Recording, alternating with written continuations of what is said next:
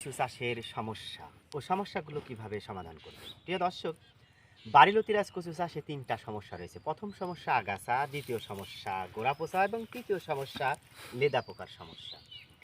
চারা রোপণের মোটামুটি 15 থেকে 20 দিনের মধ্যে প্রচুর আগাছার জন্ম নিয়ে থাকে এবং লতি আসার আগ পর্যন্ত 3 থেকে 4 বার আগাছা পরিষ্কার করতে হয়। এই সমস্যা সমাধান করার জন্য আমরা ব্যক্তিগতভাবে আগাছা পরিষ্কারক মেশিন তৈরি করতে সক্ষম হয়েছি, যা হস্তচালিত।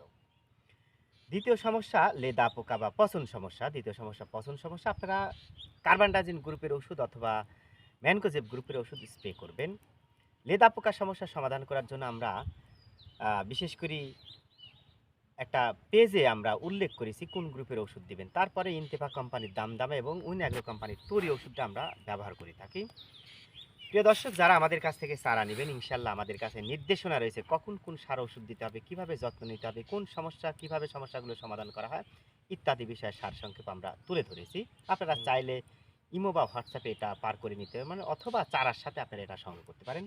তো যাই হোক, ভালো থাকবেন ভাই, সুস্থ থাকবেন। ইনশাল্লাহ নতুন কোনো ভিডিওতে দেখা হবে। অবশ্যই। যখন যে সমস্যা পড়বেন আমাদের সাথে অবশ্যই যোগাযোগ করবে এবং যোগাযোগ আপনার করার পরামর্শ চেষ্টা মতোই করবেন। কাজ করব। জি। প্রিয় দর্শক, এই বইটা হচ্ছে আহ, কৃষক প্রশিক্ষণ হাত বই, কন্দল ফসল উন্নয়ন প্রকল্প, কৃষি সম্প্রসারণ অধিদপ্তর।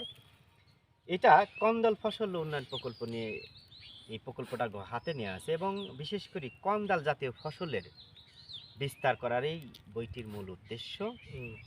তো যাই হোক, ভালো থাকবেন, সুস্থ থাকবেন। নতুন কোনো ভিডিওতে দেখা হবে এমন প্রত্যাশা।